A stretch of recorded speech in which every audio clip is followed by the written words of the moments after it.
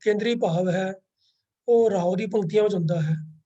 ਇਵੇਂ ਹੀ ਜਿਹੜੀਆਂ ਲੰਮੀਆਂ ਬਾਣੀਆਂ ਹਨ ਉਹਨਾਂ ਦੇ ਅੰਦਰ ਵੀ ਜਿੱਥੇ ਰਾਹੋਂ ਦਾ ਪਦਾ ਆਉਂਦਾ ਹੈ ਤਾਂ ਉਹਨਾਂ ਬਾਣੀਆਂ ਦਾ ਵੀ ਜੋ ਕੇਂਦਰੀ ਭਾਵ ਹੈ ਉਹ ਰਾਹੋਂ ਦੇ ਪਦੇ ਦੇ ਅੰਦਰ ਹੁੰਦਾ ਹੈ। ਤੋ ਜਿਉਂ-ਜਿਉਂ ਅਸੀਂ ਇਸ ਬਾਣੀ ਦੇ ਅਲੱਗ-ਅਲੱਗ ਪਦਿਆਂ ਦੀ ਵਿਚਾਰ ਕਰਾਂਗੇ ਤੇ ਨਾਲ-ਨਾਲ ਲੇਕਿਨ ਜੋ ਰਾਹੋਂ ਦੇ ਬੰਦ ਦੇ ਅੰਦਰ ਜੋ ਵਿਚਾਰ ਗੁਰੂ ਪਾਤਸ਼ਾਹ ਨੇ ਦਿੱਤਾ ਹੈ ਉਹਨੂੰ ਬੈਕਗ੍ਰਾਉਂਡ ਵਿੱਚ ਧਿਆਨ ਵਿੱਚ ਰੱਖਣਾ ਬਹੁਤ ਜ਼ਰੂਰੀ ਹੈ ਤਾਂ ਕਿ ਜਿਸ ਕੰਟੈਕਸਟ ਦੇ ਵਿੱਚ ਉਹਨਾਂ ਪਦਿਆਂ ਦੇ ਅੰਦਰ ਜੋ ਗੁਰੂ ਸਾਹਿਬ ਦਾ ਸੁਨੇਹਾ ਹੈ ਉਹ ਸਾਡੇ ਧਿਆਨ ਵਿੱਚ ਰਵੇ ਕਿ ਉਹਦਾ ਲਿੰਕ ਰਾਹੋਂ ਦੇ ਨਾਲ ਕਿਵੇਂ ਰੱਖਣਾ ਜ਼ਰੂਰੀ ਹੈ। ਸੋ ਰਾਹੋਂ ਦੇ ਪਦੇ ਦੇ ਅੰਦਰ ਗੁਰੂ ਸਾਹਿਬ ਨੇ ਫਰਮਾਇਆ ਸੀਗਾ ਮਨ ਕਾਹੇ ਭੁੱਲੇ ਮੂੜ ਮਨਾ ਜਬ ਲੇਖਾ ਦੇਵੇਂ ਵੀਰਾ ਤੋ ਪੜਿਆ। ਇਹਦਾ ਭਾਵ ਅਰਥ ਸੀ ਕਿ ਭਈ ਪੜ੍ਹ ਕੇ ਵਿਦਵਾਨ ਹੋ ਜਾਣਾ, ਪੜ੍ਹਾਈ ਦੇ ਗਿਆਨ ਦਾ ਗੁਮਾਨ ਕਰਨਾ, ਹੰਕਾਰ ਕਰਨਾ ਇਹ ਕੋਈ ਬਹੁਤ ਸਿਆਣਪ ਵਾਲੀ ਗੱਲ ਨਹੀਂ ਹੈ, ਨਾ ਹੀ ਇਹ ਜ਼ਿੰਦਗੀ ਦਾ ਮਨੋਰਥ ਹੈ। ਜ਼ਿੰਦਗੀ ਦਾ ਅਸਲ ਮਨੋਰਥ ਹੈ ਕਿ ਜਿੱਥੇ ਪਰਮਾਤਮਾ ਦੇ ਦਰਗਾਹ ਦੇ ਵਿੱਚ ਲੇਖਾ ਦੇਣਾ ਪੈਂਦਾ ਹੈ ਉਸ ਲੇਖੇ ਵਿੱਚ ਅਗਰ ਜੇ ਅਸੀਂ ਪਾਸ ਹੋ ਜਾਈਏ ਤਾਂ ਹੀ ਅਸਲ ਵਿਦਵਾਨ, ਅਸਲ ਪੜ੍ਹੇ ਲਿਖੇ ਮੰਨੇ ਜਾਵਾਂਗੇ। ਜਦ ਲੇਖਾ ਦੇਵੇਂ ਵੀਰਾ ਤਾਂ ਪੜਿਆ। ਲੇਖਾ ਦੇਣ ਤੋਂ ਭਾਵ ਹੈ ਕਿ ਜਦੋਂ ਟੈਸਟ ਤੇਰਾ ਹੋਵੇ ਤਾਂ ਉਸ ਪਰਖ ਦੇ ਵਿੱਚ ਤੂੰ ਪਾਸ ਹੋ ਜਾਵੇਂ ਕਿ ਪਰਮਾਤਮਾ ਨੇ ਜਿਸ ਮਕਸਦ ਵਾਸਤੇ ਮਨੁੱਖਾ ਜੀਵਨ ਬਖਸ਼ਿਆ ਸੀ ਤੇਰੇ ਕੀਤੇ ਹੋਏ ਕਰਮ ਉਸ ਮਨੋਰਥ ਦੇ ਅਨੁਕੂਲ ਸਨ, ਉਸ ਮਨੋਰਥ ਦੀ ਪ੍ਰਾਪਤੀ ਵਾਸਤੇ ਅਪਰੋਪਰੀਏਟ ਸਨ, ਉਪਯੋਗ ਸਨ, ਉਪਯੁਕਤ ਜਿਹੜੇ ਉਹ ਕਰਮ ਸਨ ਤੇ ਤਾਂ ਹੀ ਤੇਰੇ ਕੀਤੇ ਹੋਏ ਕਰਮ ਜਿਹੜੇ ਹਨ ਉਹ ਕਿਸੇ ਅਰਥ ਲੱਗਣਗੇ, ਪ੍ਰਵਾਨ ਹੋਣਗੇ ਤੇ ਮਨੁੱਖਾ ਜੀਵਨ ਜੀਵਿਆ ਸਫਲ ਗਿਣਿਆ ਜਾਏਗਾ। ਉਹ ਇਹ ਲੇਖਾ ਦੇਣਾ ਭਾਵ ਹੈ ਕਿ ਪਰਮਾਤਮਾ ਦੀ ਪਰਖ ਦੇ ਅੰਦਰ ਪਾਸ ਹੋਣਾ। ਸੋ ਰਾਹੋਂ ਦੇ ਅੰਦਰ ਗੁਰੂ ਸਾਹਿਬ ਨੇ ਜੋ ਗੱਲ ਸਮਝਾਈ ਹੈ ਉਹ ਇੱਕ ਮਨੁੱਖਾ ਜੀਵਨ ਦਾ ਮਨੋਰਥ ਹੈ ਕਿ ਜਿਸ ਮਨੋਰਥ ਵਾਸਤੇ ਜੀਵਨ ਮਿਲਿਆ ਹੈ ਉਸ ਮਨੋਰਥ ਦੀ ਪ੍ਰਾਪਤੀ ਇਸ ਮਿਲੇ ਹੋਏ ਸਵਾਸਾਂ ਦੇ ਲਿਮਿਟ ਦੇ ਅੰਦਰ ਰਹਿੰਦਿਆਂ ਹੋਇਆਂ ਵੀ ਅਸੀਂ ਕਰਨ ਵਿੱਚ ਕਾਮਯਾਬ ਹੋਏ ਹਾਂ ਕਿ ਨਹੀਂ ਹੋਏ। ਦੁਨਿਆਵੀ ਗਿਆਨ ਅਸੀਂ ਕਿੰਨਾ ਹਾਸਲ ਕਰ ਲਿਆ ਹੈ, ਧਰਮ ਪੁਸਤਕਾਂ ਦਾ ਕਿੰਨਾ ਗਿਆਨ ਆ ਸਾਨੂੰ ਪ੍ਰਾਪਤ ਹੋ ਗਿਆ ਹੈ, ਉਹ ਸਭ ਦੀ ਆਪਣੇ ਆਪ ਵਿੱਚ ਕੋਈ ਰੈਲੇਵੈਂਸ ਨਹੀਂ ਹੈ ਜਦ ਤੱਕ ਉਸ ਗਿਆਨ ਦੀ ਵਰਤੋਂ ਜੀਵਨ ਨੂੰ ਸਫਲ ਬਣਾਉਣ ਵਾਸਤੇ ਨਹੀਂ ਕੀਤੀ ਗਈ ਤਦ ਤੱਕ ਉਸ ਕੋਰੇ ਗਿਆਨ ਦਾ ਕੋਈ ਲਾਭ ਨਹੀਂ ਹੈ।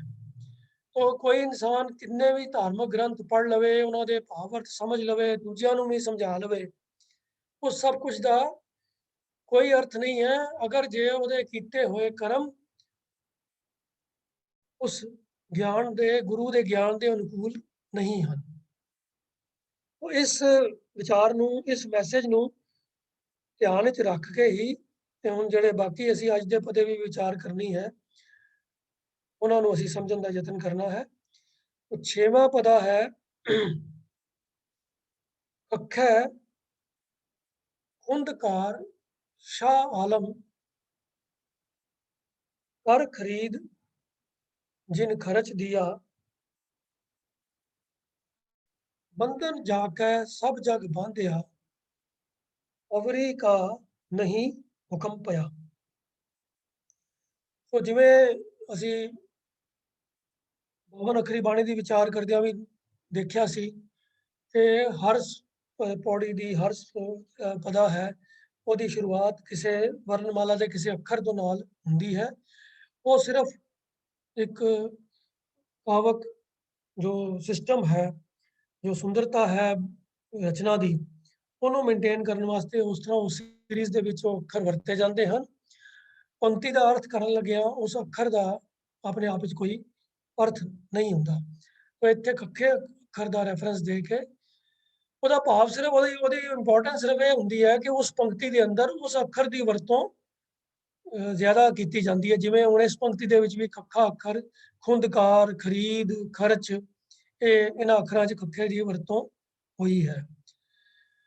ਉਹ ਖੱਖੇ ਦਾ ਰੈਫਰੈਂਸ ਕਰਕੇ ਗੁਰੂ ਸਾਹਿਬ ਫਰਮਾ ਰਹੇ ਹਨ ਕਿ ਖੁੰਦਕਾਰ ਸ਼ਾਹ ਆਲਮ कर खरीद जिन खर्च दिया। खुंदकार ਦਾ ਜੋ ਅਖਰੀ ਅਰਥ ਹੈ ਉਹ ਹੈ ਖੁਦਾਵੰਦਕਾਰ, ਪਰਮਾਤਮਾ। ਇਹ ਅੱਖਰ ਗੁਰੂ ਗ੍ਰੰਥ ਸਾਹਿਬ ਜੀ ਦੇ ਅੰਦਰ ਸਿਰਫ 2 ਵਾਰੀ ਇਸਤੇਮਾਲ ਹੋਇਆ ਹੈ। ਇੱਕ ਵਾਰ ਇਹ ਪੱਟੀ ਦੀ ਬਾਣੀ ਦੇ ਅੰਦਰ ਗੁਰੂ ਨਾਨਕ ਪਾਤਸ਼ਾਹ ਨੇ ਵਰਤਿਆ ਹੈ ਤੇ ਇੱਕ ਵਾਰੀ ਭਗਤ ਨਾਮਦੇਵ ਜੀ ਨੇ ਤਿਲੰਗ ਰਾਗ ਦੇ ਇੱਕ ਸ਼ਬਦ ਵਿੱਚ ਵਰਤਿਆ ਹੈ, ਮੈਂ ਅੰਦੁਲੇ ਕੀ ਟੇਕ ਤੇਰਾ ਨਾਮ ਖੁੰਦਕਾਰਾ।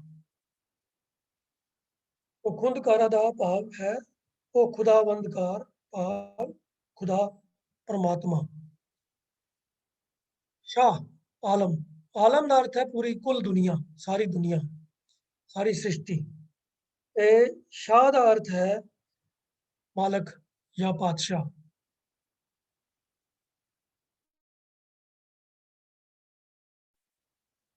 तो इत्थे हुण गुरु नानक पातशाह कह रहे हैं कि वो खुदा, वो खुदावंदकार जो सारी दुनिया का पातशाह है, उसने जो तेनू खर्चण वास्ते जो पूंजी दिती है, जो रास दिती है, उहदी वरतों करके तू खरीद कर, कुछ यूजफुल चीज खरीद। इंसान दे कोल बहुत सारा पैसा होवे पर उहदी वो वरतों ही ना करे तो पिया पिया पैसा तो किसी अर्थ नहीं, किसी काम नहीं आना। ਉਹਦੇ ਨਾਲ ਇਨਸਾਨ ਨੂੰ ਮਨ ਦੇ ਵਿੱਚ ਇਹ ਤਸੱਲੀ ਭਾਵੇਂ ਹੋ ਜਾਵੇ ਵੀ ਮੇਰੇ ਕੋਲ ਬਹੁਤ ਪੈਸਾ ਹੈ, ਪਰ ਇਸ ਤੋਂ ਇਲਾਵਾ ਉਹਦੀ ਜ਼ਿੰਦਗੀ ਦੇ ਅੰਦਰ ਕੋਈ ਬੈਨੀਫਿਟ ਉਹਨੂੰ ਨਹੀਂ ਮਿਲ ਸਕਦਾ। ਸਗੋਂ ਉਹਦੀ ਸੰਭਾਲ ਵਾਸਤੇ ਐਫਰਟ ਲੱਗੇਗਾ, ਉਹਦੀ ਚੋਰੀ ਹੋ ਜਾਣ ਦਾ, ਉਹਦਾ ਨੁਕਸਾਨ ਹੋ ਜਾਣ ਦਾ ਫਿਕਰ ਜਿਹੜਾ ਹੈ ਉਹ ਵਾਧੂ ਸਗੋਂ ਉਹਦੇ ਤੇ ਭਾਰ ਪਵੇਗਾ।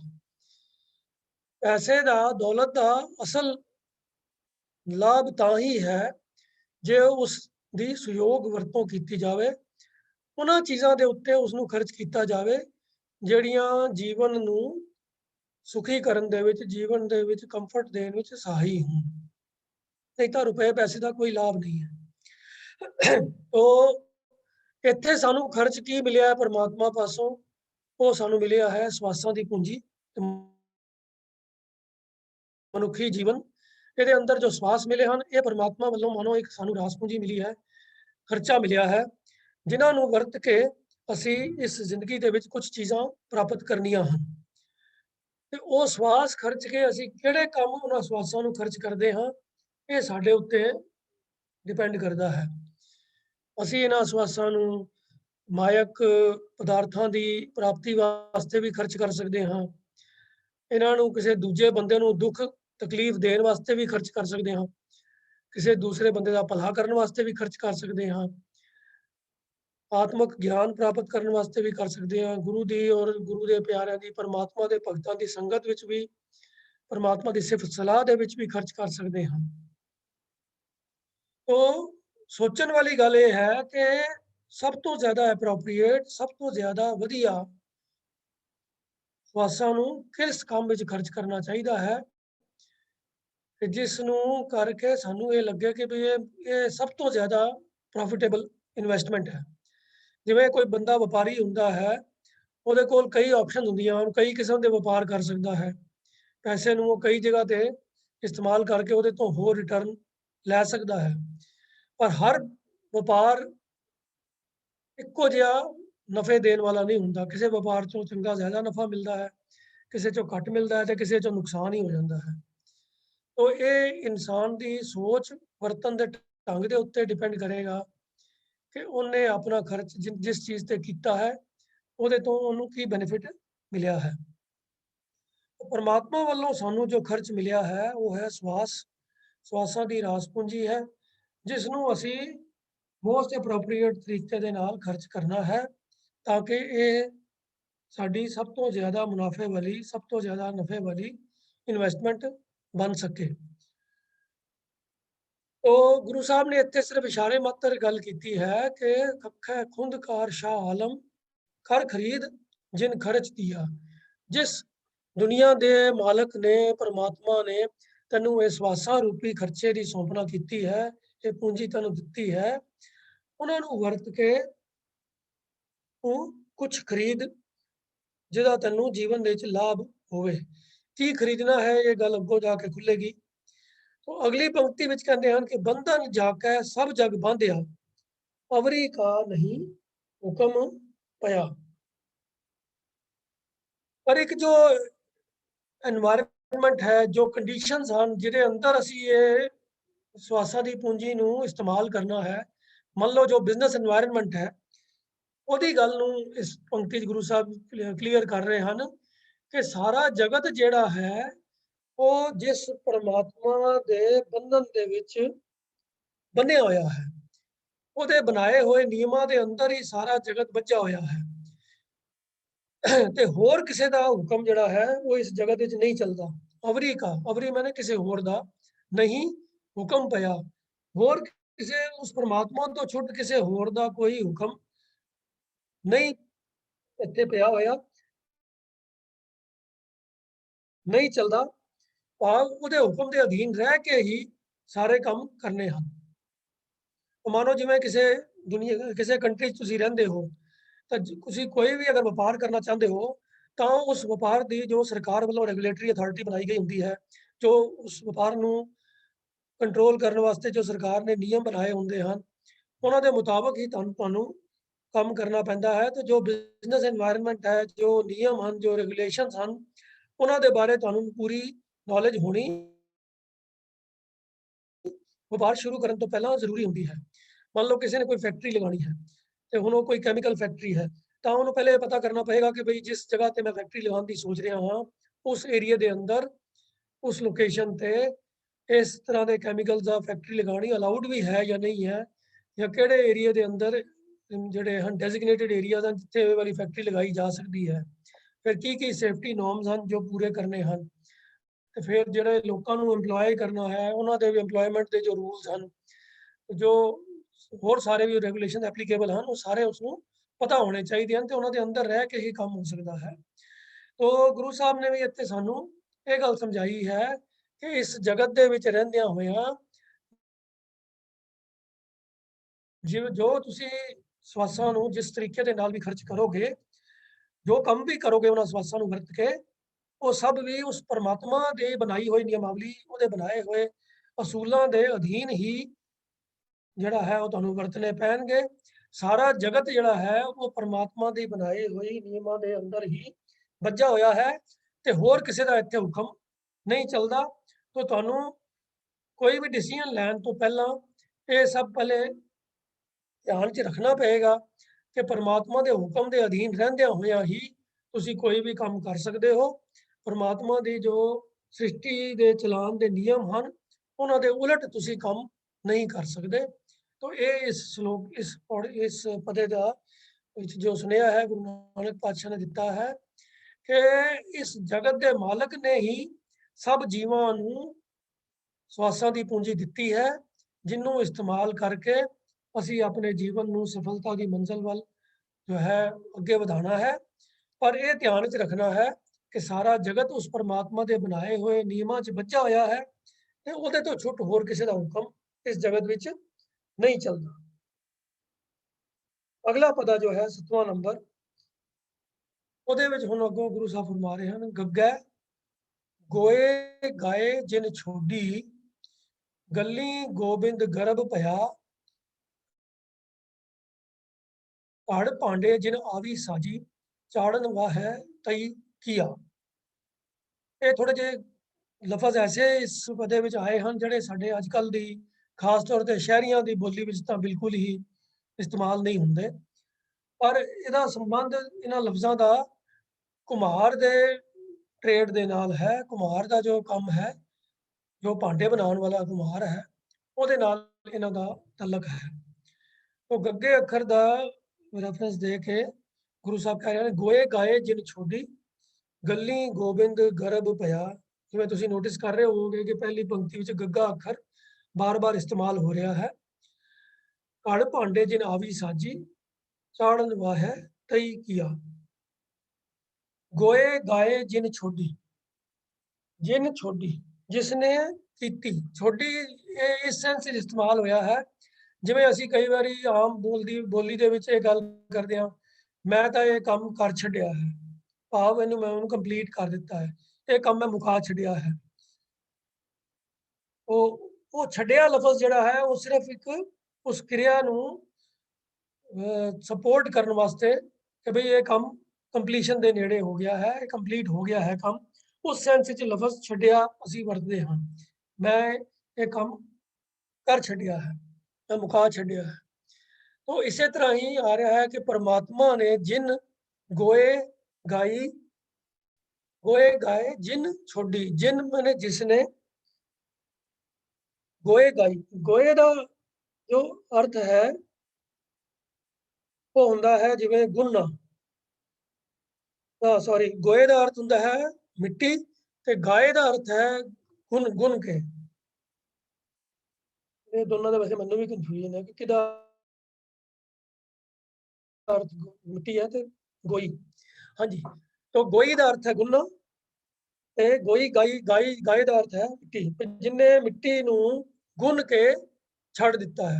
ਜਿਵੇਂ ਕੁਮਹਾਰ ਭਾਂਡੇ ਬਣਾਉਣ ਤੋਂ ਪਹਿਲਾਂ ਮਿੱਟੀ ਨੂੰ ਗੁੰਨਦਾ ਹੈ, ਉਹਨੂੰ ਤਿਆਰ ਕਰਦਾ ਹੈ ਤੇ ਫਿਰ ਉਸ ਤੋਂ ਬਾਅਦ ਉਹਨਾਂ ਨੂੰ ਭਾਂਡਿਆਂ ਦੀ ਸ਼ੇਪ ਦਿੰਦਾ ਹੈ। ਤੋ ਗੋਏ ਗਾਏ ਜਿਨ ਛੋਡੀ, ਜਿਵੇਂ ਕੁਮਹਾਰ ਭਾਂਡੇ ਘੜਨ ਤੋਂ ਪਹਿਲਾਂ ਮਿੱਟੀ ਨੂੰ ਗੁੰਨਦਾ ਹੈ, ਤਿਵੇਂ ਹੀ ਪਰਮਾਤਮਾ ਨੇ ਇਸ ਸ੍ਰਿਸ਼ਟੀ ਦੀ ਰਚਨਾ ਕਰਦਿਆਂ ਹੋਇਆਂ मानो ये मिट्टी नूं गुन के जिन्हें तैयार कर दिता है। तो ये इत्थों तो इन्हां जिहड़ा इस पंक्ति का जो हिस्सा है, इहदा जो भावार्थ होए है कि परमात्मा ने ही ये सारी रच के कुदरत की रचना करके ते उन्हें ये सृष्टि तैयार करके इस संसार दे विच जिवें जीवां की रचना की है, ये उस परमात्मा का ही काम है। तो जो स्ट्रेस है वो जिन लफ्ज उत्ते है कि जिस परमात्मा ने गोए गाई छोड़ी, कि इस मिट्टी नूं गुन के जिन्हें तैयार कर दिता है, उस परमात्मा नूं वल साडा ध्यान खिंच रहे हैं। क्यों? परमात्मा ने ये सृष्टि मानो तैयार करके जिन्हें साडे वास्ते तैयार कर दी है। तो अगले पंक्ति कहते हैं कि गली गोबिंद गर्भ पया, ते गर्भ का अर्थ हुंदा है हंकार। तो इशारा इत्थे कर रहे हैं उस पंडित वल जिहड़ा धार्मिक ग्रंथां की पढ़ाई करके ते अपने आप दे इस अपने आप उत्ते इस गल का गुमान करता है कि मैं परमात्मा की सृष्टि की रचना का भेद पढ़ लिया है, समझ लिया है, ते अपने आप नूं दूजियां नालों ज़्यादा विद्वान, ज़्यादा पढ़िया लिखिया समझदा है। तो सारे श्लोकों के अंदर जो एक्टिविटीज़ जिन्हां भी गल्लां दी रेफरेंस आ रहा है, उन्हां दे पिछे जो राव की पंक्ति का जो मैसेज है कि निरे ज्ञान प्राप्त कर लेना, ये अपने आप विच कोई सार्थक काम नहीं है। असल काम है उस ज्ञान की सुचज्जी वरतों करके जीवन नूं सुचज्जे ढंग नाल वरत के परमात्मा के मिलाप वाले मनोरथ नूं प्राप्त करना। तो इत्थे भी गली गोबिंद गर्भ पया दा जो भावार्थ है कि निरियां गोबिंद दियां गल्लां करके अपने आप नूं विद्वान समझण वाला पंडित जिहड़ा है, ਉਹਦਾ ਰੈਫਰੈਂਸ ਦੇ ਰਹੇ ਹਨ ਕਿ ਉਹ ਸਿਰਫ ਧਾਰਮਿਕ ਪੁਸਤਕਾਂ ਨੂੰ ਪੜ੍ਹ ਕੇ ਸ੍ਰਿਸ਼ਟੀ ਰਚਨਾ ਦੇ ਬਾਰੇ ਗਿਆਨ ਹਾਸਲ ਕਰਕੇ ਤੇ ਆਪਣਾ ਹੰਕਾਰ ਕਰਦਾ ਹੈ, ਤੇ ਇਹ ਮਾਨੋ व्यर्थ का गर्भ है, व्यर्थ का हंकार है जिसका कोई लाभ नहीं है। तो ऐसे फोके ज्ञान के उत्ते हंकार करने वाले दी की अवस्था बनेगी, उन्होंने नाल की बीतेगा, वो जिक्र जो है वो अगले इस पदे के दूजे हिस्से के दूसरी पंक्ति गुरु साहब कर समझाते हैं कि घड़ भांडे जिन आवी साजी चाड़न वाहे तई किया। चाड़न चाड़न जिहड़ा है ਇਹਦੇ ਵਿੱਚ ਨਾ ਅੱਧਾ ਹਾਹਾ ਥੱਲੇ ਲੁਪਤ ਹੈ, ਉਹ ਉੜਾੜੇ ਦੇ ਥੱਲੇ ਅੱਧੇ ਹਾਹੇ ਦਾ ਉਚਾਰਨ ਆਏਗਾ। ਜਿਵੇਂ ਚਾੜਨਾ ਅਸੀਂ ਚੜਾਉਣ ਦੀ ਗੱਲ ਜਿਵੇਂ ਕਰਦੇ ਹਾਂ, ਬਈ ਜਿਵੇਂ ਪੌੜੀਆਂ ਚੜ ਰਿਹਾ ਹੈ, ਇਹ ਅਸੀਂ ਜਿਵੇਂ ਭਾਂਡੇ ਨੂੰ ਅੱਗ ਦੇ ਉੱਤੇ ਚਾੜ ਦਿੱਤਾ ਹੈ, ਸਬਜ਼ੀ ਚਾੜ ਦਿੱਤੀ ਹੈ, ਇਹ ਉਸ अर्थ ਦੇ ਵਿੱਚ ਚਾੜਨ ਹੈ।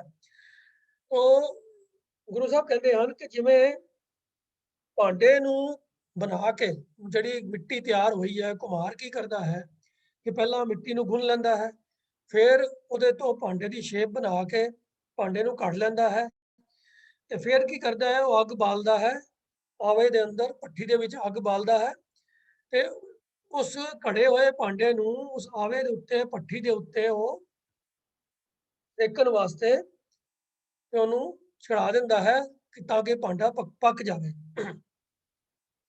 ਤੋ ਇੱਥੇ ਗੁਰੂ ਸਾਹਿਬ ਜੋ ਹੈ ਇਸ਼ਾਰੇ ਮਾਤਰ ਉਸ ਵਿਦਵਾਨ ਪੰਡਤ ਨੂੰ ਚੇਤਾਵਨੀ ਦੇ ਰਹੇ ਹਨ ਕਿ ਜਿਵੇਂ ਭਾਂਡੇ ਨੂੰ ਤਿਆਰ ਕਰਕੇ ਕੁम्हार ਉਸ ਨੂੰ ਭੱਠੀ ਦੇ ਉੱਤੇ ਚੜਾ ਦਿੰਦਾ ਹੈ ਅੱਗ ਦੇ ਉੱਤੇ, ਇਵੇਂ ਹੀ ਜਿਹੜਾ ਹੰਕਾਰੀ ਬੰਦਾ ਸਿਰਫ ਧਾਰਮਿਕ ਪੁਸਤਕਾਂ ਦੇ ਗਿਆਨ ਦਾ ਹੰਕਾਰ ਕਰਦਾ ਹੈ, ਧਾਰਮਿਕ ਗਿਆਨ ਦਾ ਹੰਕਾਰ ਕਰਦਾ ਹੈ, ਪਰਮਾਤਮਾ ਨੇ ਉਹਦੇ ਵਾਸਤੇ ਮਾਨੋ ਉਹਨੂੰ ਵੀ ਇੱਕ ਜਨਮ ਮਰਨ ਦੇ ਆਵੇ ਦੇ ਉੱਤੇ ਚੜ੍ਹਨ ਦਾ ਪ੍ਰਬੰਧ ਕੀਤਾ ਹੋਇਆ ਹੈ।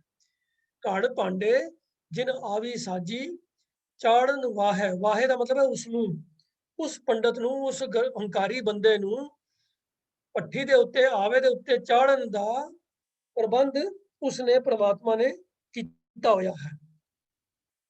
ਤੋ ਇਹ ਬੜੇ ਸੰਖੇਪ ਜਿਹੜਾ ਸੰਕੋਚਵੇਂ ਅੱਖਰਾਂ ਦੀ ਵਰਤੋਂ ਕਰਕੇ ਗੁਰੂ ਸਾਹਿਬ ਨੇ ਬਹੁਤ ਹੀ ਇੰਪੋਰਟੈਂਟ ਮੈਸੇਜ ਜਿਹੜਾ ਹੈ ਉਹ ਇਸ ਪਦੇ ਦੇ ਅੰਦਰ ਦਿੱਤਾ ਹੈ। ਗੁਰੂ ਨਾਨਕ ਪਾਤਸ਼ਾਹ ਦੀ ਬਾਣੀ ਦੇ ਅੰਦਰ ਇਹ ਬਹੁਤ ਹੀ ਜ਼ਿਆਦਾ ਨੋਟਿਸ ਕਰਨ ਵਾਲੀ ਖੂਬੀ ਹੈ ਕਿ ਉਹਨਾਂ ਦੀ ਸ਼ਬਦਾਵਲੀ ਹਮੇਸ਼ਾ ਬਹੁਤ ਹੀ ਸੰਖੇਪ ਹੁੰਦੀ ਹੈ ਔਰ ਅਰਥ ਬੜੇ ਗਹਿਰ ਗੰਭੀਰ ਹੁੰਦੇ ਹਨ। ਛੋਟੇ ਛੋਟੇ ਸੈਂਟੈਂਸ ਹੁੰਦੇ ਹਨ, ਛੋਟੀ ਛੋਟੀਆਂ ਪੰਕਤੀਆਂ ਹੁੰਦੀਆਂ ਹਨ, ਪਰ ਉਹਨਾਂ ਦੇ ਅੰਦਰ ਮੀਨਿੰਗ ਬੜਾ ਡੀਪ ਹੁੰਦਾ ਹੈ। ਤੋ ਇੱਥੇ ਵੀ ਬੜੇ ਸੰਕੋਚਵੇਂ ਲਫ਼ਜ਼ਾਂ ਦੀ ਵਰਤੋਂ ਕੀਤੀ ਹੈ, ਪਰ ਗੱਲ ਬਹੁਤ ਵੱਡੀ ਸਮਝਾ ਦਿੱਤੀ ਹੈ ਕਿ ਪਰਮਾਤਮਾ ਨੇ ਸਾਰੀ ਸ੍ਰਿਸ਼ਟੀ ਦੀ ਰਚਨਾ ਕੀਤੀ ਤੇ ਸਿਰਫ ਪਰਮਾਤਮਾ ਦੇ ਬਾਰੇ ਗੱਲਾਂ ਕਰਕੇ, ਉਹਦੀ ਸ੍ਰਿਸ਼ਟੀ ਰਚਨਾ ਦੇ ਬਾਰੇ ਗਿਆਨ ਹਾਸਲ ਕਰਕੇ ਹੰਕਾਰ ਕਰਨਾ ਇਹ ਆਪਣੇ ਆਪ ਵਿੱਚ ਕੋਈ ਸਿਆਣਪ ਵਾਲਾ ਕੰਮ ਨਹੀਂ ਹੈ।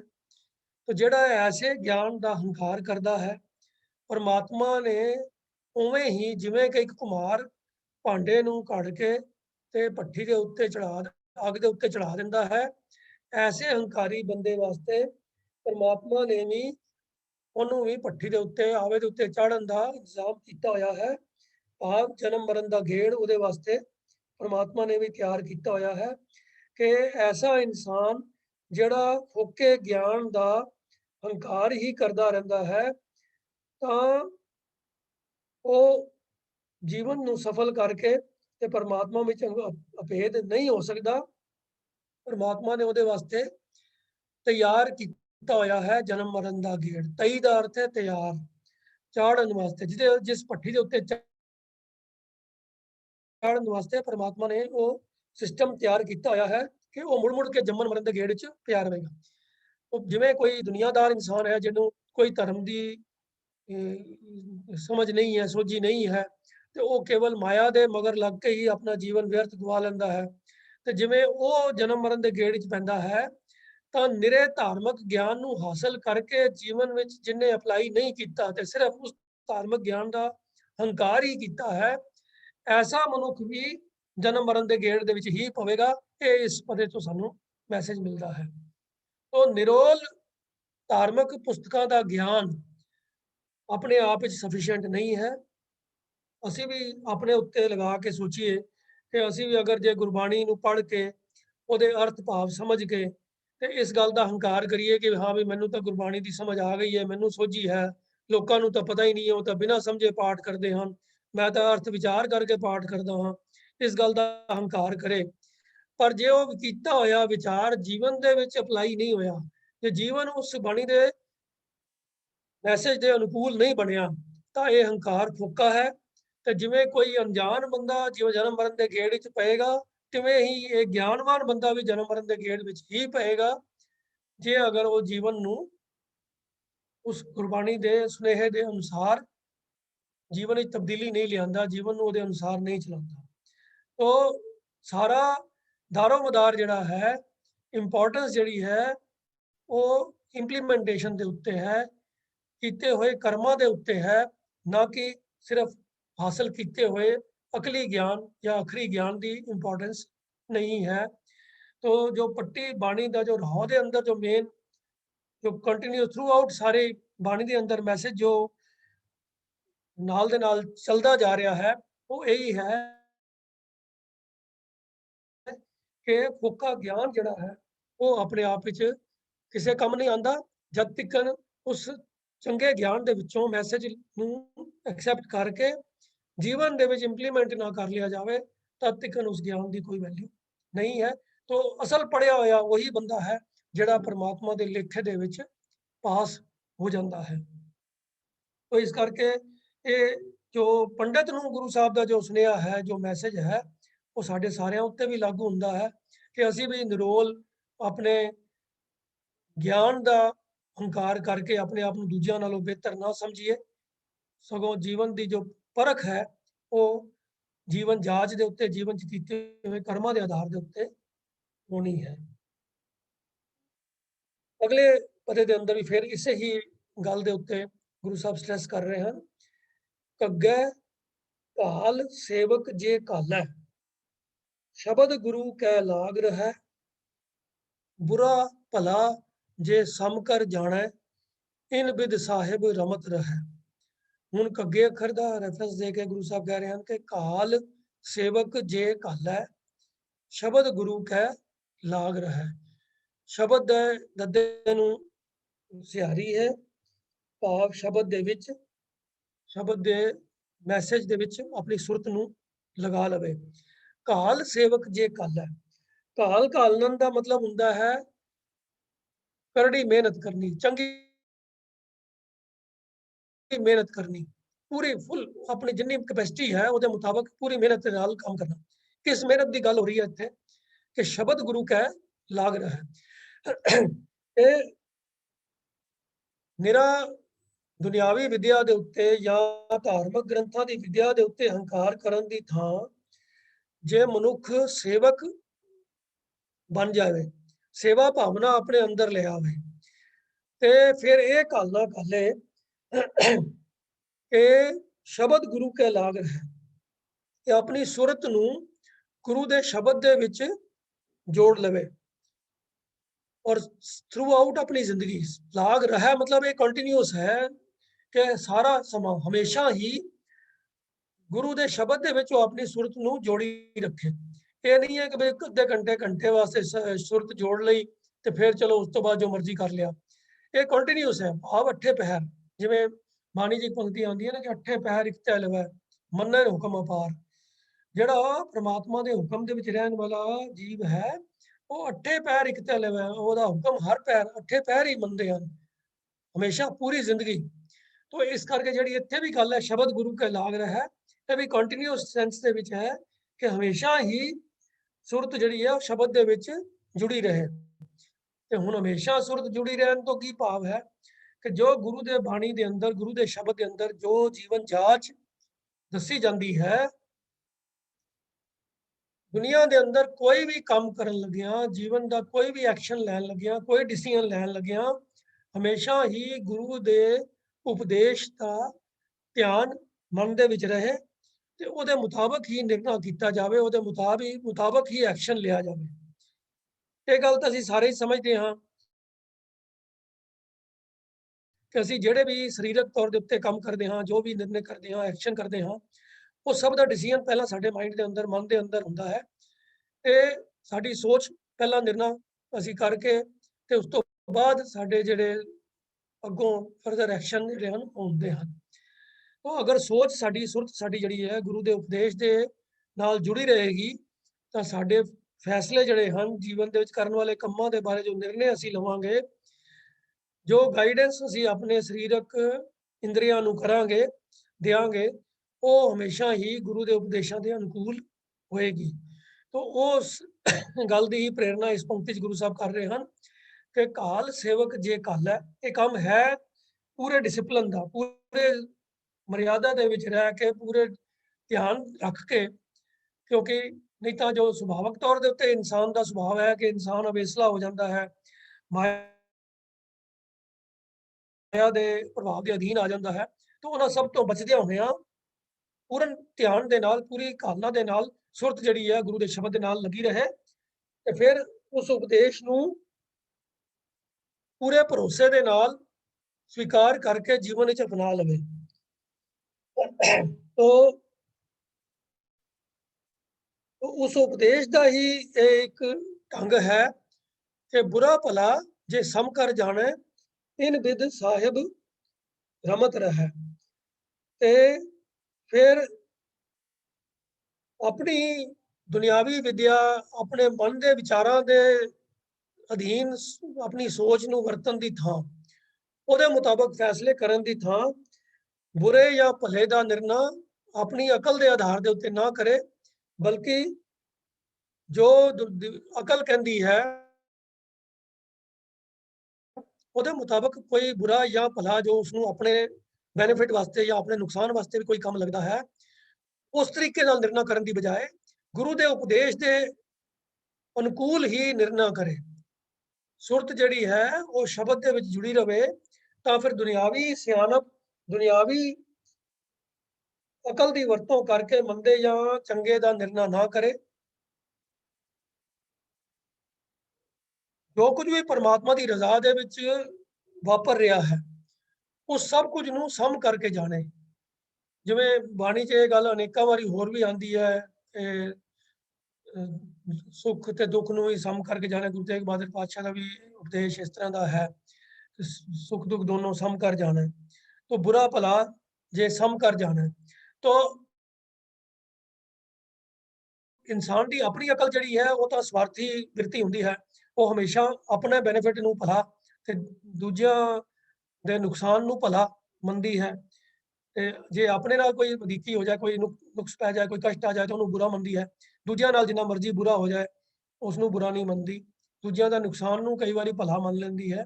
तो उस अकल के आधार के उत्ते निर्णय करन दी बजाय गुरु के उपदेश के अनुकूल रह के जो कुछ भी भाना वापरदा है, जो कुछ भी हुंदा है ਉਹਨੂੰ सम करके जाने, ਤਾਂ इन बिद साहिब रमत रहै।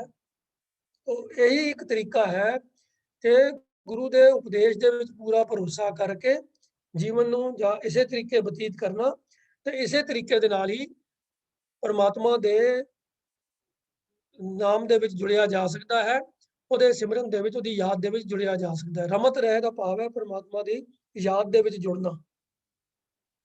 तो इस पदे के अंदर गुरु साहब ने गल की है कि अपने दुनियावी ज्ञान के हंकार और उहदे उत्ते भरोसे नूं छड्ड के गुरु के उपदेश के उत्ते पूर्ण भरोसा रख के अपनी सुरत नूं गुरु के शब्द दे विच पूरी तरह नाल जोड़ के रखना, जीवन नूं गुरु के उपदेश के अनुसार ही चलाना, ते उसे रजा दे विच राजी रहन की जाच सीखनी। जो कुछ भी दुनिया के अंदर वापरदा है, जीवन च दुख आवे सुख आवे, वो सब नूं परमात्मा का पाना, परमात्मा की रजा जान के एक समान जानना, यही एक तरीका है परमात्मा के ध्यान दे विच जुड़े रहन दा, परमात्मा के नाल सुरत जोड़न दा। इन बिद साहिब रमत रहै, परमात्मा का सिमरन करन दा यही तरीका है। तो सिमरन असल दे विच है परमात्मा की रजा दे विच राजी रहना, ਉਹਦੇ ਭਾਣੇ ਨੂੰ ਮਿੱਠਾ ਕਰਕੇ ਮੰਨਣਾ, ना कि किसी एक अखर का बार बार रिटन करना। ये किसी अखर नूं बार बार दोहराना शुरुआती तौर के उत्ते अपने मन नूं प्रेरण वास्ते, अपनी सुरत नूं इकागर करने वास्ते सहाई हो सकता है। पर ये उवें ही है कि जिवें जो कच्ची या पहली क्लास दे विच बच्चे नूं पाया जाता है, तो उन्होंने ਉਂਗਲਾਂ ਦੇ ਉੱਤੇ ਗਿਣਤੀ ਕਰਨੀ ਸਿਖਾਈ ਜਾਂਦੀ ਹੈ। ਇੱਕ ਇੱਕ ਅੱਖਰ ਬੋਲ ਕੇ ਉਹਨੂੰ ਸ਼ਬਦ ਜੋੜ ਸਮਝਾਣੇ ਜਿਹੜੇ ਹਨ ਉਹ ਸ਼ੁਰੂ ਕੀਤੇ ਜਾਂਦੇ ਹਨ, ਤੇ ਕਈ ਵਾਰੀ ਸਿਰਫ ਅੱਖਰਾਂ ਦੀ ਮੁਹਾਰਨੀ ਵੀ ਪਕਾਈ ਜਾਂਦੀ ਹੈ ਕਿ ਤਾਂ ਕਿ ਉਹ ਚੀਜ਼ਾਂ ਉਹਨੂੰ ਫੈਮੀਲੀਅਰ ਹੋ ਜਾਣ। ਪਰ ਜੇ ਕੋਈ ਬੰਦਾ ਸਾਰੀ ਉਮਰ ਵਡੇਰੀ ਉਮਰ ਜਾ ਕੇ ਵੀ ਉਵੇਂ ਹੀ ਸਿਰਫ ਅੱਖਰਾਂ ਦੀ ਮੁਹਾਰਨੀ ਹੀ ਪੜ੍ਹਦਾ ਰਹੇ ਤੇ ਇੱਕ ਇੱਕ ਅੱਖਰ ਬੋਲ ਕੇ ਸ਼ਬਦ ਬਣਾਉਣ ਦਾ ਯਤਨ ਕਰਦਾ ਰਹੇ, ਤਾਂ ਉਹਦੇ ਬਾਰੇ ਕੀ ਕਮੈਂਟ ਕੀਤਾ ਜਾ ਸਕਦਾ ਹੈ। तो इवें ही जो किसी अखर नूं रिपीट करना, ये मन नूं प्रेरण वास्ते शुरुआती दौर की एक्सरसाइज है। असल जो परमात्मा का नाम की याद में जुड़ना है, परमात्मा की याद में जुड़ना है, वो है परमात्मा की रजा दे विच राजी रहना, ਉਹਦੇ ਭਾਣੇ ਨੂੰ मिठा करके मनना, जीवन के अंदर गुरु के उपदेश के अनुसार ही कर्म करने। ये सब चीज़ां हैं, यही विधि है जिस विधि के नाल परमात्मा की याद में जुड़िया जा सकता है। तो यह है औखी काल है, ये सौखा काम नहीं है। माला फेरनी तो फिर भी रिलेटिवली सौखा काम है, पर अठे पहर ਉੱਠਦਿਆਂ ਬਹਿੰਦਿਆਂ ਸੌਂਦਿਆਂ ਜਾਗਦਿਆਂ ਖਾਂਦਿਆਂ ਪਹਿਨਦਿਆਂ ਗੱਲਾਂ ਕਰਦਿਆਂ ਜੀਵਨ ਦੇ ਕਰਮ ਕਿਰਤ ਕਰਦਿਆਂ ਹਰ ਸਮੇਂ ਗੁਰੂ ਦਾ ਉਪਦੇਸ਼ ਜਿਹੜਾ ਹੈ ਉਹ ਧਿਆਨ ਦੇ ਵਿੱਚ ਰਹੇ ਔਰ ਹਰ ਡਿਸੀਜਨ ਸਾਡਾ ਉਹਦੇ ਅਨੁਕੂਲ ਹੋਵੇ। ਇਹ ਕਰੜੀ ਘਾਲਨਾ ਹੈ। तो ये काल सेवक जे कालै शब्द गुरु कै लाग रहा ते होर बुरा भला जे सम कर जाना इन बिद साहिब रमत रहे। तो ये तरीका है परमात्मा की सिमरन च जुड़न दा। अगले पदे च गुरु साहब फरमा रहे हैं चच्चै चार वेद जिन साजे चारे खानी चार जुगां जुग जुग जोगी खानी भोगी पढ़िया पंडित आप थिया। चच्चे अखर दा तुसीं 10वां दिखा रहे हो 9वां दिखाओ।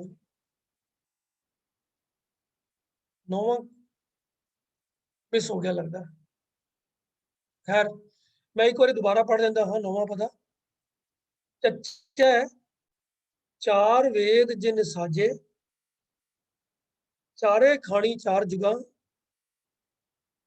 जुग जुग जोगी खानी भोगी पढ़िया पंडित आप थिया। तो चच्चे अखर की वरतों करके गुरु साहब फरमा रहे हैं कि जिस परमात्मा ने चारे खानियां भाव उत्पत्ति के जो चारे ढंग हैं अंडज जेरज सेतज उत्पुज चारे खानियां के भाव सारे तरीके ये जो पुराने लिटरेचर के अंदर ये सब चीज़ां जड़ियां हैं गुरु साहब ने वो प्रचलित चीज़ों को मिसाल वजों वरत्या है।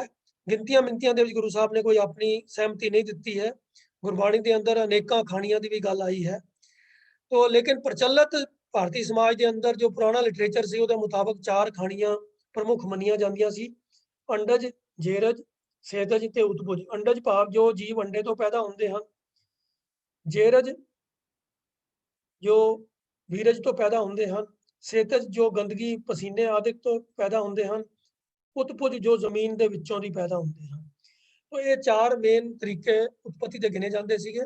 तो इन्हें जिसले चार खानियां की गल की जाए भाव उत्पत्ति के सारे तरीके तो जिस परमात्मा ने चारे खानियां दे जीव आप ही पैदा किए हैं फिर चारे युग सूरज चंद्रमा ਅਤੇ ਹੋਰ ग्रह नक्षत्र तारे आदि सब बना के भाव समय की जो वंड है वो परमात्मा ने जगत रचना करके समय नूं भी पैदा किया है बनाया है समा ते चार युग भी जिहड़े हैं परमात्मा ने आप ही रचे हैं। तो ये पुराने लिटरेचर के अंदर चार युगों की भी गल आई है जो कि समय की वंड है। तो उन्होंने वंड की है सतयुग का कुछ समा में दिता फिर त्रेते का फिर द्वापर का तो फिर हुण कलयुग का समा चल रहा है। हिंदुस्तानी लिटरेचर के विच ये चार युग मिलते हैं। बाकी किसी टाइम की डिस्ट्रीब्यूशन के सिस्टम के अंदर इन्हां युगों का जिक्र नहीं है। तो चार युगों तो भाव है कि समय की वंड। तो जिस परमात्मा ने चारों खानियां दे जीव पैदा किए समय की वंड समय की वंड वास्ते सिस्टम बना के सारी सृष्टि की रचना जिसने की फिर उस सृष्टि के पैदा किए हुए जीवों के राही ज्ञान सारी सृष्टि नूं देण वास्ते चार वेदां की भी रचना की। तो जिहड़े चार वेद हैं वो भी भारतीय ऋषियां मुनियां दे रचे हुए हैं पर वो ज्ञान उन्होंने प्राप्त कितों होया उन्होंने भी जो ज्ञान मिलिया वो भी परमात्मा की बख्शिश द्वारा ही प्राप्त होया। तो इस करके भावें वेदां दे रचनहार कोई भी होण वो बख्शिश परमात्मा की ही है। तो परमात्मा के भेजे हुए ही इंसानों ने वो ज्ञान जड़ा है उन्होंने ग्रंथों के अंदर जो है वो पहुँचाया। तो इस करके असल ज्ञान देने वाला वो परमात्मा ही आप है। तो गुरु साहब कहते हैं कि चार वेद जिन साजे चारे खानी चार जुगा कि जिन्हें चारे खानियां दे नाल ही जीव पैदा किए चारों ही जुगां दे अंदर इन्हां जीवां नूं सृष्टि के अंदर भेजिया जिन्होंने चार वेदां की भी रचना की। तो ये ज्ञान जिहड़ा है वो हरेक युग विच हुण मौजूद है। वो परमात्मा की अपनी होंद भी हमेशा ही है। वो आप जिहड़ा है भावें जदों अजे युगां का भी आरंभ नहीं सी होया ਉਹ ਪਰਮਾਤਮਾ ਉਦੋਂ ਵੀ ਸੱਤ ਸੀ, ਜਿਸ ਤਰ੍ਹਾਂ ਕਿ ਜਪਜੀ ਦੇ ਪਹਿਲੇ ਸ਼ਲੋਕ ਵਿੱਚ ਗੁਰੂ ਸਾਹਿਬ ਨੇ ਫਰਮਾਇਆ ਹੈ। तो हर युग युग ਦੇ ਅੰਦਰ ਉਹ ਪਰਮਾਤਮਾ ਮੌਜੂਦ ਹੈ ਤੇ ਆਪ ਹੀ ਉਹ ਸਾਰੇ ਜੀਵਾਂ ਦੇ ਵਿੱਚੋਂ ਆਪਣੀ ਹੋਂਦ ਰੱਖ ਕੇ ਸਭ ਜੀਵਾਂ ਦੇ ਵਿੱਚ ਉਸਨੇ ਆਪਣੇ ਆਪ ਨੂੰ ਸਮਾਇਆ ਹੋਇਆ ਹੈ ਤੇ ਇਹ ਸਾਰੇ ਪਦਾਰਥਾਂ ਨੂੰ ਉਹ ਆਪ ਹੀ ਭੋਗ ਰਿਹਾ ਹੈ। ਉਹ ਪਰ ਫਿਰ ਵੀ ਉਹ ਸਭ ਜੀਵਾਂ ਦੇ ਅੰਦਰ ਵਰਤਦਾ ਹੋਇਆ ਸਭ ਕੁਝ ਤੋਂ ਉਹ ਆਪ ਨਿਰਲੇਪ ਹੈ। ਸੋ ਅਸਲ ਗਿਆਨ ਦੇਣ ਵਾਲਾ, ਅਸਲ ਗਿਆਨ ਨੂੰ ਵਰਤਾਉਣ ਵਾਲਾ ਉਹ ਪਰਮਾਤਮਾ ਆਪ ਹੀ ਹੈ। ਤੋ ਜਿਹੜੇ ਦੁਨੀਆ ਦੇ ਲੋਕ ਵੇਦਾਂ ਦੇ ਗਿਆਨ ਦਾ ਹੰਕਾਰ ਕਰਦੇ ਹਨ, ਆਪਣੇ ਆਪ ਨੂੰ ਬਹੁਤਾ ਪੜ੍ਹਿਆ ਲਿਖਿਆ ਸਮਝਦੇ ਹਨ, ਗੁਰੂ ਸਾਹਿਬ ਉਹਦੇ ਅਗੇਂਸਟ ਇਹ ਸਮਝਾ ਰਹੇ ਹਨ ਕਿ ਇਹ ਸਭ ਕੁਝ ਗਿਆਨ ਹਾਸਲ ਕਿੱਥੋਂ ਹੋਇਆ। ਉਹ ਵੇਦਾਂ ਦੇ ਰਚੈਤਾ ਜਿਹੜੇ ਸਨ, ਲਿਖਣ ਵਾਲੇ ਜਿਹੜੇ ਸਨ, ਉਹ ਵੀ ਪਰਮਾਤਮਾ ਦੇ ਹੀ ਪੈਦਾ ਕੀਤੇ ਹੋਏ ਸਨ। ਉਹਨਾਂ ਸਭ ਦੇ ਅੰਦਰ ਵੀ ਪਰਮਾਤਮਾ ਦੀ ਹੀ ਜੋਤ ਸੀ। ਉਹਨਾਂ ਦੇ ਵਿੱਚ ਹੀ ਬੈਠ ਕੇ ਪਰਮਾਤਮਾ ਨੇ ਹੀ ਇਹ ਵੇਦਾਂ ਦੀ ਰਚਨਾ ਕੀਤੀ। ਚਾਰੇ ਖਾਣੀਆਂ ਦੇ ਸ੍ਰਿਸ਼ਟੀ ਦੀ, ਜੀਵਾਂ ਦੀ ਰਚਨਾ ਵੀ ਉਸ ਪਰਮਾਤਮਾ ਨੇ ਕੀਤੀ। ਚੌ ਜੁਗਾਂ ਦੀ ਜਿਹੜੀ ਵੰਡ ਹੈ ਉਹ ਵੀ ਪਰਮਾਤਮਾ ਦੀ ਹੀ ਕੀਤੀ ਹੋਈ ਹੈ ਅਤੇ ਸਭ ਜੀਵਾਂ ਦੇ ਅੰਦਰ ਵੀ ਉਹ ਆਪ ਹੀ ਵਰਤ ਕੇ ਆਪ ਹੀ ਇਹ ਗਿਆਨ ਪ੍ਰਾਪਤ ਵੀ ਕਰ ਰਿਹਾ ਹੈ ਔਰ ਸਭ ਜੀਵਾਂ ਨੂੰ ਦੇ ਵੀ ਰਿਹਾ ਹੈ। तो सारा असल ज्ञान ਨੂੰ ਰਚਣ ਵਾਲਾ ਔਰ ਗਿਆਨ ਦੀ ਵੰਡ ਕਰਨ ਵਾਲਾ ਤੇ ਗਿਆਨ ਦੂਜਿਆਂ ਨੂੰ ਦੇਣ ਵਾਲਾ ਵੀ ਤੇ ਵਿਦਿਆ ਦਾ ਗੁਣ ਪੈਦਾ ਕਰਨ ਵਾਲਾ ਵੀ ਉਹ ਪਰਮਾਤਮਾ ਹੀ ਹੈ। तो इसलिए है पंडित जी, अगर ਜੇ ਥੋੜਾ ਗਿਆਨ ਦਾ ਇੱਕ ਕਿਨਕਾ ਤੁਹਾਨੂੰ ਪ੍ਰਾਪਤ ਹੋ ਗਿਆ ਹੈ ਤਾਂ ਇਸ ਚੀਜ਼ ਦਾ ਹੰਕਾਰ ਕਰਨਾ ਕਿਸੇ ਤਰ੍ਹਾਂ ਵੀ ਤੁਹਾਨੂੰ ਨਹੀਂ ਸ਼ੋਭਦਾ ਹੈ। तो ਇਹ ਜੋ ਅੰਡਰਲਾਈਨ ਮੈਸੇਜ ਹੈ ਕਿ ਵਿਦਿਆ ਦਾ ਗਿਆਨ ਦਾ ਹੰਕਾਰ ਕਰਨਾ ਜੋ ਹੈ ਉਹ ਬਿਲਕੁਲ ਵੀ ਕਿਸੇ ਤਰੀਕੇ ਵੀ ਜਾਇਜ਼ ਨਹੀਂ ਹੈ। ਸਾਰੇ ਹੀ ਹੁਣ ਤੱਕ ਦੇ ਜਿੰਨੇ ਵੀ ਪਦੇ ਆਏ ਹਨ ਉਹਨਾਂ ਦੇ ਅੰਦਰ ਅੰਡਰਲਾਈਨ ਮੈਸੇਜ ਇਹੀ ਹੈ ਕਿ ਨਿਰੋਲ ਧਾਰਮਿਕ ਗਿਆਨ ਹਾਸਲ ਕਰ ਲੈਣਾ ਆਪਣੇ ਆਪ ਵਿੱਚ ਕੋਈ ਮਾਇਨੇ ਨਹੀਂ ਰੱਖਦਾ, ਜਦ ਤੱਕ ਉਸ ਗਿਆਨ ਦੀ ਸੁਚੱਜੀ ਵਰਤੋਂ ਕਰਕੇ ਪਰਮਾਤਮਾ ਦੇ ਨਾਲ ਇਕਮਿਕ ਹੋਣ ਦਾ ਜੋ ਜੀਵਨ ਦਾ ਮਨੋਰਥ ਹੈ, ਜੇ ਉਸ ਵਾਸਤੇ ਜੀਵਨ ਦੇ ਸਵਾਸ ਦੀ ਸੁਚੱਜੀ ਵਰਤੋਂ ਨਹੀਂ ਕੀਤੀ ਜਾਂਦੀ ਤਦ ਤੱਕ ਜੀਵਨ ਹੀ ਵਿਅਰਥ ਹੈ। तो ਇਹ ਹੀ ਅੱਜ ਦੀ ਵਿਚਾਰ ਦਾ ਜੋ ਮੈਸੇਜ ਹੈ। ਯਾਰ ਕਰਦੇ ਹੋਈਆਂ ਅਨੇਕ ਪ੍ਰਕਾਰ ਦੀਆਂ ਭੁੱਲਾਂ ਗਲਤੀਆਂ ਦੀ ਆਪ ਜੀ ਪਾਸੋਂ ਖਿਮਾ ਮੰਗਦੇ ਹਾਂ ਜੀ। ਅੱਜ ਦੇ ਵਿਚਾਰ ਨਾਲ ਸੰਬੰਧਿਤ ਕਿਸੇ ਸੱਜਣ ਦਾ ਕੋਈ ਸਵਾਲ ਜਾਂ ਕੋਈ ਕਮੈਂਟ ਹੋਵੇ ਤਾਂ ਆਪ ਜੀ ਆਪਣੇ ਆਪ ਨੂੰ ਅਨਮਿਊਟ ਕਰਕੇ ਆਪਣੀ ਗੱਲ ਕਰ ਸਕਦੇ ਹੋ ਜੀ। ਵਾਹਿਗੁਰੂ ਜੀ ਕਾ ਖਾਲਸਾ।